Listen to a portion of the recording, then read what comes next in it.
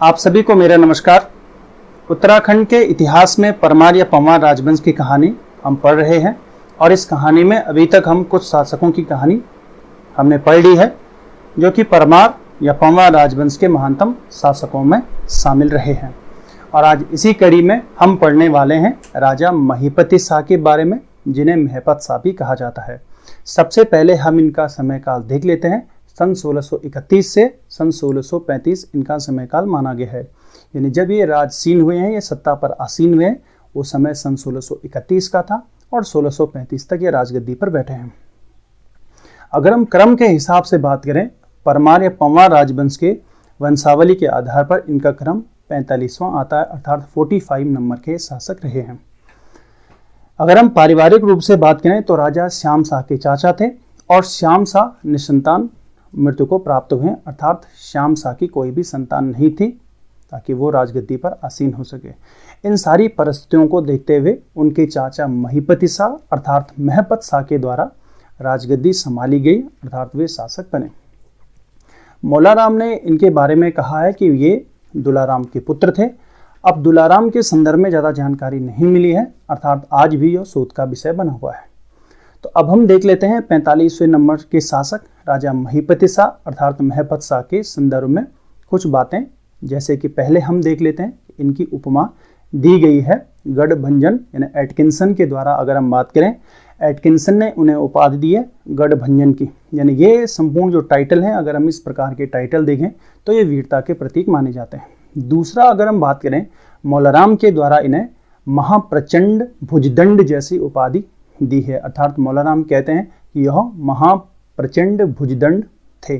तो इस प्रकार से हमने दो टाइटल दे गए हैं, जिसमें गढ़भंजन देखा जो एटकिंसन के द्वारा दिया गया और महाप्रचंड भुजदंड देखा मौलाराम के द्वारा दिया गया। ये आपको भी ध्यान रखना है क्योंकि इतिहास में या परीक्षा में इस तरीके से सवाल पूछे जा सकते हैं कि गढ़भंजन का टाइटल महिपति शाह को किस व्यक्ति के द्वारा दिया गया है, किस व्यक्ति ने इसकी जानकारी दी है। तो ये एटकिंसन ने जानकारी दी है और महाप्रचंड भुजदंड का जो टाइटल है या फिर जो उसकी जानकारी है, ये मौलाराम के द्वारा साझा की गई है। अब हम आगे बात कर लेते हैं, समकालीन भारत की राजनीति में वो कौन सा शासक है जो महिपति शाह के समकालीन है, या फिर हम उत्तराखंड के इतिहास को टटोलें तो उस समय समकालीन शासकों में किसका नाम आता है। वहीं अगर हम उत्तराखंड के इतिहास को सबसे पहले देखें तो परमारों को चुनौती देने की जो बागडोर थी, एक प्रकार से हम कह सकते हैं, वो चंदों के पास थी। यानी चंदों और गढ़वाल के संबंध कभी अच्छे तो कभी बुरे देखने को मिले हैं। तो हम ये देख रहे हैं कि इस समय चंद शासक की बात करें तो तिरमल चंद इस समय चंद राजवंश का शासक है। वहीं अगर हम बात करेंगे दिल्ली की गद्दी पर बात करें तो दिल्ली की गद्दी पर इस समय शाहजहां आसीन है, अर्थात मुगल बादशाह शाहजहां का समयकाल दिखता है। और अगर हम कुमाऊं की बात करें तो तिरमल चंद का यहाँ पे शासन दिखता है रही। अब हम आगे बात कर लेते हैं, जहां तक सैन्य अभियानों का सवाल आता है तो महिपति शाह एक पराक्रमी शासक के रूप में दिखता है, जिसमें सबसे पहला हम एक महत्वपूर्ण अभियान देख लेते हैं, जो अभियान तिब्बत अभियान था।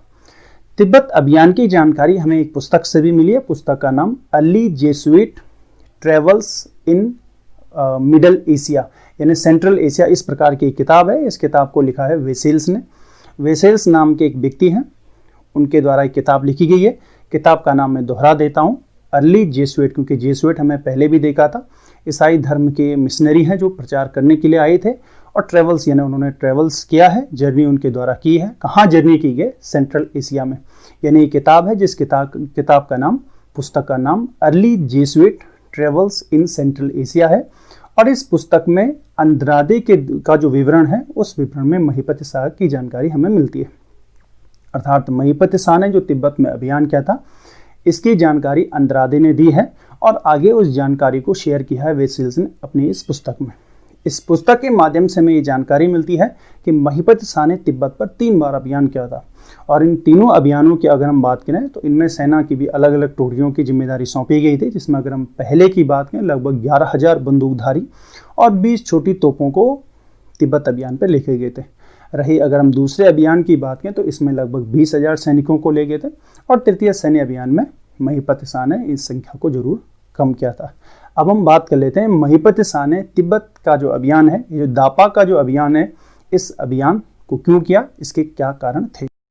दापा के राजा के द्वारा जब परमार या पंवार राजवंश के अंतर्गत के क्षेत्रों पर आक्रमण किया गया, जिनमें दसोली और पेनखंडा मुख्य थे। अगर हम दसोली और पेनखंडा की बात करें, दोनों जो स्थान है ये चमोली जिले के अंतर्गत शामिल थे। इन क्षेत्रों पर दापा के राजा के द्वारा जो सेना भेजी गई थी, उन्होंने लूटपाट मचाई। इसके प्रतिरोध में राजा महिपति शाह ने श्रीनगर से अपनी सेना भेजी। गढ़वाल की सेना उनका पीछा करते करते हिमालय के दर्रों में आ गई, लेकिन इन क्षेत्रों के जो राजा थे, उन राजाओं ने आगे बढ़ने, गढ़वाली सेना को आगे बढ़ने नहीं दिया। अर्थात जो दापा के राजा की सेना थी, उस सेना ने उन्हें आगे बढ़ने नहीं दिया। फलस्वरूप हिमालय के दर्रों में युद्ध छिड़ गया। इस क्षेत्र में अत्यधिक ठंड होने के कारण गढ़वाली सेना को परेशानी झेलनी पड़ी। वहीं दूसरी ओर अगर हम बात करें, गढ़वाल की जो रिवाज थी, धोती पहनकर सरोला ब्राह्मण के द्वारा भोजन बनाया जाता था और उसी भोजन को सभी लोग खाते थे। अगर कपड़े पहने हुए खाना बनाया जाता था तो उस खाने को जूठा माना जाता था और लोग उस खाने को नहीं खाते थे। खास तौर पे अगर हम चावल यानी भात के संदर्भ में बात करें तो यहाँ पर हम ये देख रहे हैं, जो सेना थी, महिपति शाह की सेना थी जो युद्ध लड़ने के लिए गई थी, वहाँ पे सरोला ब्राह्मण मौजूद थे और सरोला ब्राह्मण संपूर्ण सेना को खाना बनाते थे। दूसरा, सरोला ब्राह्मणों को यहाँ पे धोती पहननी पड़ती थी और जबकि ये हिमालयी क्षेत्र है, यहाँ बहुत ज़्यादा ठंड थी और सरोला ब्राह्मणों को इन विषम परिस्थितियों में खाना बनाने में दिक्कतें आई। इसी चीज़ को राजा महिपति शाह ने महसूस किया और राजा महिपति शाह के द्वारा अन्य ब्राह्मणों को यानी ब्राह्मणों के अन्य वर्गों को भी सरोला वर्ग में शामिल किया गया। लेकिन जब इस चीज़ से भी समस्या का समाधान नहीं हो पाया तो राजा महिपति शाह के द्वारा रोटी को सूची घोषित किया गया। अभी तक हम ये देखते थे कि चावल को सूची माना जाता था यानी शुद्ध माना जाता था और सरोला ब्राह्मण उसको बनाते थे, लेकिन यहाँ पर राजा महिपति शाह के द्वारा रोटी को सूची घोषित किया गया। यानी कहने का तात्पर्य यह है कि रोटी अगर ब्राह्मणों या और क्षत्रियों के द्वारा अगर बनाया जाता है और उसे अगर कोई खाता है तो उसे अशुद्ध नहीं माना जाएगा, जबकि व्यक्ति के द्वारा यानी बनाने वाले के द्वारा वस्त्र धारण किए गए थे यानी धोती नहीं पहनी गई थी। यानी बिना धोती पहने हुए अगर रोटी बनाई जाती है तो रोटी को सभी लोग खा सकते हैं, इसे अशुद्ध नहीं माना जाएगा। यानी इससे हुआ क्या कि इस विषम परिस्थिति में जहाँ पर ठंड बहुत ज़्यादा थी और इस मुश्किल ठंड में अगर आप वस्त्र उतारते हैं, धोती पहनते हैं और इस ठंड के कारण यानी जनधन की हानि हो सकती थी, इस चीज़ के समाधान के लिए राजा महिपति शाह के द्वारा रोटी को सूची घोषित किया गया। यानी रोटी बिना वस्त्र उतारे हुए यानी बिना धोती पहने हुए और संपूर्ण सैनिक जो वर्दी होती थी, जो ड्रेस होती थी, उसमें भी खाना बनाया जा सकता है, रोटी बनाई जा सकती है और इसे यानी रोटी को अशुद्ध नहीं माना गया, यानी रोटी को शुद्ध माना गया। इसका परिणाम क्या निकला? इसका परिणाम यह निकला कि जो तिब्बत का जो अभियान था, इस अभियान में तीव्रता आई। इस समय अगर हम परमार या पंवार राजवंश के महिपति शाह के अगर हम सेनापति की बात करें तो सेनापति इस समय लोधी रिखोला थे और इसके साथ बरतवाल ब्रदर्स थे जिनमें भीम सिंह का नाम आता है। इनके साथ राजा महिपति शाह अपनी सेना को लेकर हिमालय दर्रे को पार करके दापा क्षेत्र में प्रवेश करते हैं और दापा के राजा को दंड देते हैं। लेकिन दापा का राजा युद्ध हार जाता है और हारने के बाद वो ल्यासा चले जाता है। यानी अगर हम ल्यासा की आज बात करें तो तिब्बत की जो राजधानी है वो ल्यासा है और यहाँ का जो राजा है यानी दापा का जो राजा था वो ल्यासा भाग के चले जाता है। दूसरी ओर हम ये देखते हैं कि महिपति शाह ने जब ल्यासा पर यानी दापा पर विजय प्राप्त की तो दापा विजय प्राप्त करने के बाद रुड़वा गांव के जो निवासी थे यानी जो बरतवाल ब्रदर्स का नाम आता है इतिहास में, जिनमें भीम सिंह और जो एक छोटी सेना के साथ वहां पर रखा अर्थात दापा क्षेत्र में रखा, दापा की जिम्मेदारी सौंपी और स्वयं लोधी रिखोला के साथ राजधानी श्रीनगर के लिए आते हैं। अब हम आगे देख लेते हैं दापा युद्ध को। सन 1632 में दापा युद्ध होता है। इससे पहले की कहानी में हमने ये देखा था कि दापा का जो राजा है वो ल्यासा चले जाता है और ल्यासा की राजा से सहायता मांगता है। इस प्रकार दापा का राजा ल्यासा से सैन्य सहायता लेकर पुनः दापा में प्रवेश करता है। लेकिन इस समय दापा का अगर हम प्रशासन की बात करें तो यह प्रशासन महिपति शाह के अंतर्गत बरतवाल ब्रदर्स देख रहे थे और उनके पास एक छोटी सेना मौजूद थी। वहीं दूसरी ओर ल्यासा के राजा की सहायता से लगभग 50,000 सैनिकों के साथ प्रवेश करता है दापा का राजा दापा क्षेत्र में और यहाँ एक बहुत जबरदस्त युद्ध होता है, बहुत घमासान युद्ध होता है। यह युद्ध लड़ा गया था। एक तरफ बरतवाल ब्रदर्स के अंतर्गत गढ़वाल की एक छोटी सेना थी, वहीं अगर हम दूसरी तरफ बात करें लगभग 50,000 सेना के साथ दापा का राजा ल्यासा की मदद से दापा क्षेत्र में प्रवेश करके आया था। इस युद्ध में गढ़वाल की सेना पराजित होती है यानी गढ़वाल की छोटी सेना पराजित होती है और इस स्थान पर जितने भी गढ़वाल के सैनिक थे सभी वीरगति को प्राप्त होते हैं अर्थात सभी मारे जाते हैं। लेकिन उनकी वीरता की कहानी आज भी तिब्बत के इन क्षेत्रों में गाई जाती है या बोली जाती है या जागरों में गाई जाती है। इस चीज का प्रमाण हमें दापा क्षेत्र के एक बौद्ध मंदिर से मिली है, क्योंकि इस बौद्ध मंदिर में दो तलवारें बर्तवाल ब्रदर्स की, जिनमें भीम सिंह और गजबीर का नाम आता है, इन दोनों की तलवारें आज भी इस मंदिर में रखी गई हैं। अर्थात इन दोनों भाइयों की तलवारें, अगर हम बर्तवाल ब्रदर्स की बात करें, इन दोनों भाइयों की तलवारें आज भी इस मंदिर में रखी गई हैं और रखने का जो उद्देश्य है वो वीरता के प्रतीक के रूप में मानी जाती है। इतिहास में महिपत शाह जितने अपनी वीरता के लिए जाने जाते हैं, उनके साथ साथ उनके सेनापति भी कहीं पराक्रमी और वीर माने जाते हैं, जिनमें पहला नाम रिखोला लोधी का आता है। पिता भौसिंग लोधी थे, या रिखोला लोधी की अगर हम बात करें, उनके पिताजी का नाम भौसिंग रिखोला था। इनका गांव सतपुली के नज़दीक था, इसीलिए आज भी हम ये देखते हैं कि इनकी याद में सतपुली के नज़दीक वाले क्षेत्र में रिखोला लोधी मार्ग बना हुआ है। इन्होंने, ये गढ़वाल के भड़ थे। भड़ की अगर हम बात करें तो गढ़वाल में भड़ जो टाइटल है वो वीर को माना जाता है, और गढ़वाल के इस भड़ ने गढ़वाल राज्य के लिए 14 युद्ध लड़े थे और हर युद्ध में इन्होंने विजय प्राप्त की थी। इनकी शौर्य की गाथाएं गाई जाती हैं, न केवल उत्तराखंड में, न केवल गढ़वाल में, बल्कि गढ़वाल से बाहर भी इनकी शौर्य गाथा गाई जाती है। कहानी एक बड़ी दिलचस्प है जब हम बात करते हैं शौर्य प्रदर्शनी की, जिसमें जो दिल्ली में चल रही थी। इस शौर्य प्रदर्शनी में देश के अलग अलग हिस्सों से आने वाले वीर आमंत्रित किए गए थे शौर्य प्रदर्शनी में, यानी वीरता की इस प्रदर्शनी में।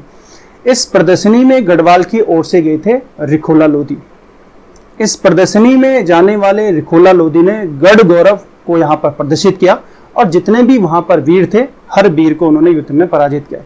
उनकी वीरता को देखते हुए इस समय जहांगीर मुगल शासक थे, और जहांगीर ने इन्हें एक निमंत्रण दिया था कि वे अंगरक्षक बन जाएं। लेकिन रिखोला लोधी के द्वारा ये कहा गया कि वे बने ही गढ़वाल के लिए हैं, गढ़ राज्य के लिए बने हैं, इसीलिए वे आपको अपनी सेवा नहीं दे सकते हैं। यानी उनकी वीरता की जो कहानी है, न केवल गढ़वाल बल्कि गढ़वाल से बाहर भी मशहूर थी, यानी दिल्ली तक उनकी बातें मशहूर थी, उनकी वीरता की कहानी मशहूर थी। आगे चलकर जब महिपति शाह शासक बनते तो महिपति शाह उन्हें अपने सेनापति बना देते हैं, और जब उन्हें सेनापति बनाते हैं तो भोट राज्य के खिलाफ जो अभियान था, इस अभियान में रिखोला लोधी गए थे। रिखोला लोधी ने इस युद्ध में बड़ी वीरता के साथ बड़ा पराक्रम वहां पे दिखाया था और भोट राजा को युद्ध में पराजित किया था। इस विजय के बाद जब राजा महिपत शाह और रिखोला लोधी श्रीनगर वापस आते हैं तो उन्हें ये जानकारी मिलती है कि दक्षिण वाले क्षेत्र में, यानी भावर वाले क्षेत्र में, जिसमें हम खास तौर पर देहरादून हरिद्वार वाले क्षेत्र की बात करें, इस क्षेत्र में लगातार लुटेरों का भय बना हुआ था। लुटेरे लगातार आक्रमण करते हुए लूटते थे। इसीलिए राजा महिपत शाह के द्वारा रिखोला लोधी को भेजा जाता है, और रिखोला लोधी ने इस क्षेत्र में आते हुए लुटेरों को दंड दिया और भावर क्षेत्र पर संपूर्ण रूप से अधिकार प्राप्त किया।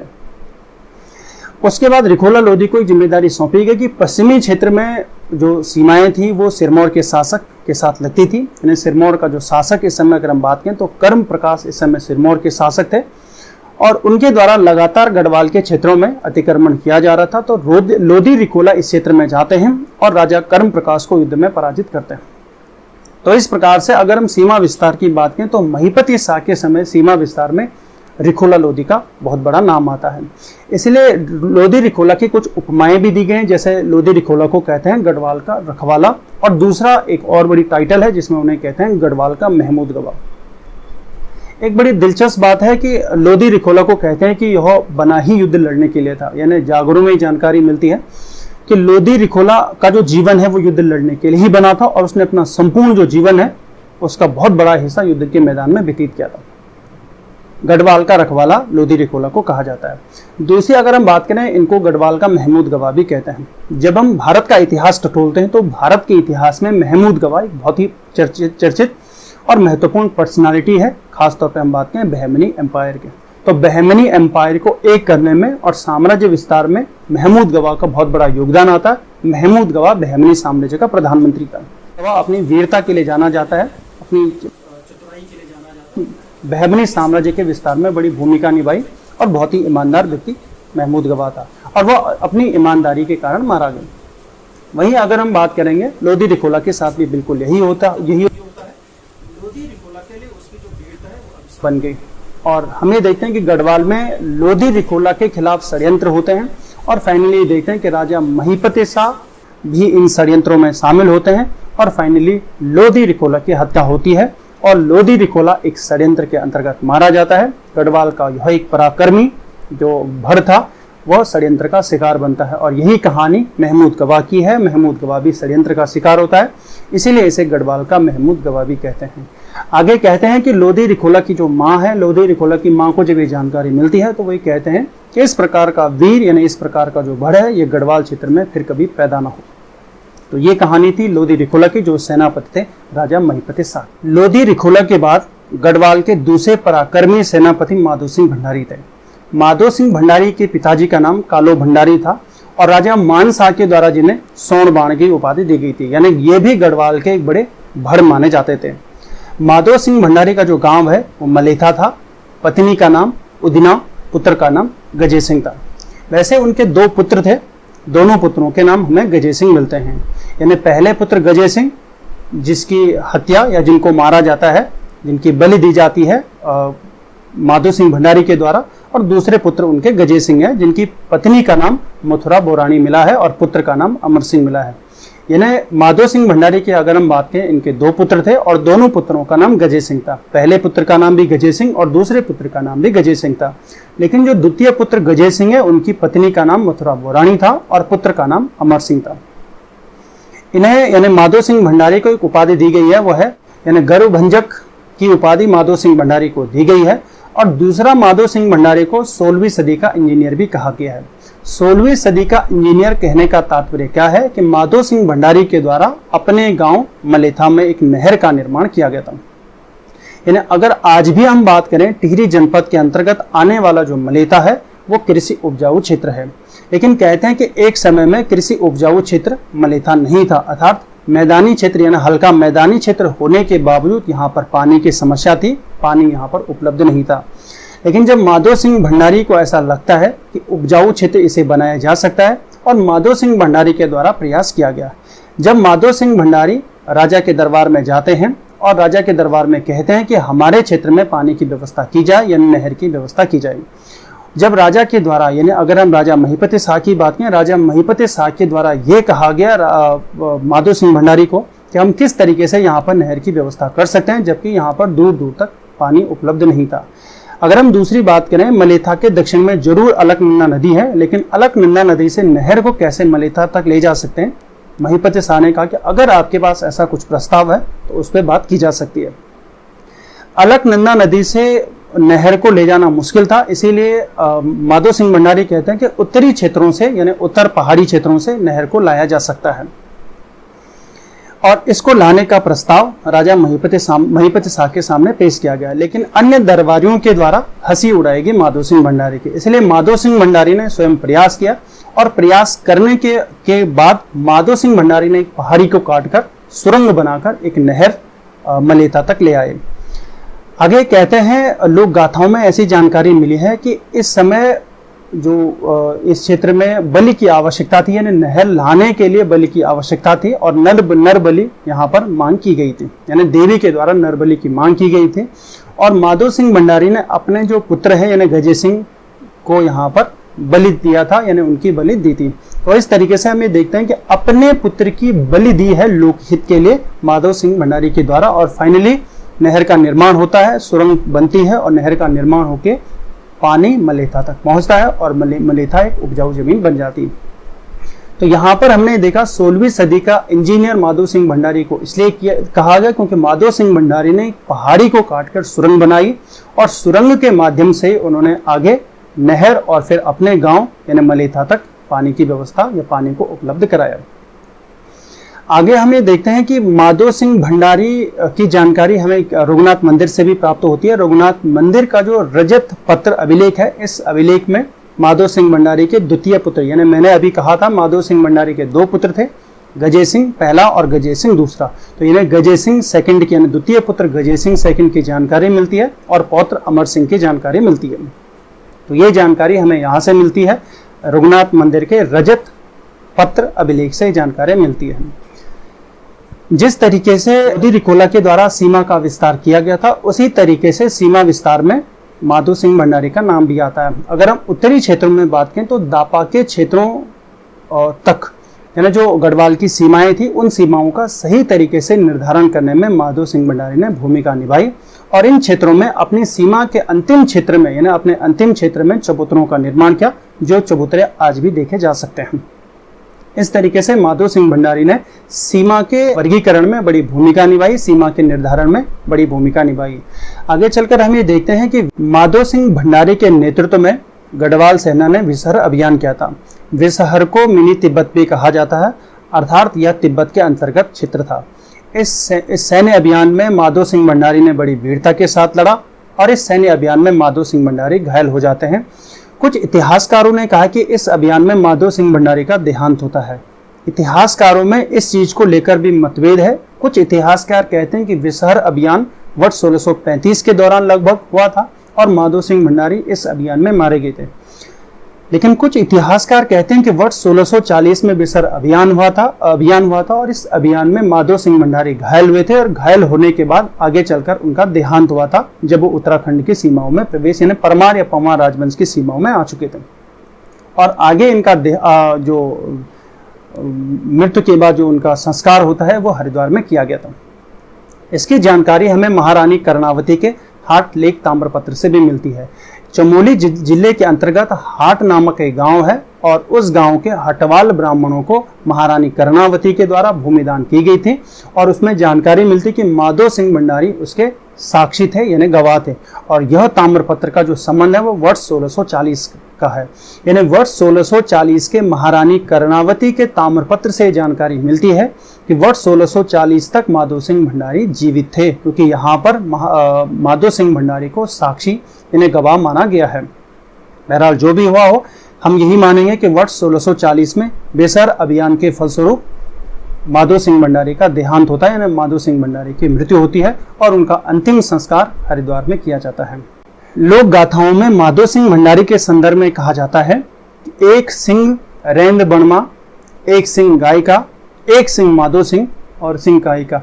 यानी इस लाइन का तात्पर्य यह है कि एक सिंह रेंद बणमा, यानी एक सिंह जंगल में रहता है, बण का मतलब यहाँ जंगल से है। एक सिंह गाय का, यानी गाय पवित्र जानवर है और उसका जो सिंह है, एक सिंह उसका है। एक सिंह माधो सिंह, यानी एक सिंह माधो सिंह है और सिंह गाय का, यानी बाकी कोई भी सिंह नहीं है। तो ये लोक गाथाओं में माधो सिंह भंडारी की वीरता के संदर्भ में कहा जाता है। अब हम आगे बात करते हैं गढ़वाल के एक और पराक्रमी सेनापति के बारे में। महत्वपूर्ण सेनापतियों में अब हम बात कर लेते हैं बनवाड़ी दास तुंवर की। बनवाड़ी दास तुंवर श्यामदास और हरदास के परिवार से संबंधित थे। श्यामदास और हरदास गढ़वाल के एक प्रसिद्ध चित्रकार रहे हैं। गढ़वाल को सेवा देने से पहले अगर हम बनवाड़ी दास की बात करें तो वो अपने 1200 सैनिकों के साथ दिल्ली के शासक को सेवा देते थे, लेकिन आगे चलकर उन्होंने गढ़वाल के शासक को अपनी सेवाएं दी हैं। लेकिन जब गढ़वाल का कुमाऊं के साथ युद्ध होता है, यानी महिपति शाह का जब कुमाऊं के साथ युद्ध होता है, इस युद्ध में महिपति शाह के साथ साथ बनवाड़ी दास तुंवर की भी मृत्यु होती है, अर्थात वीर गति को प्राप्त होते हैं।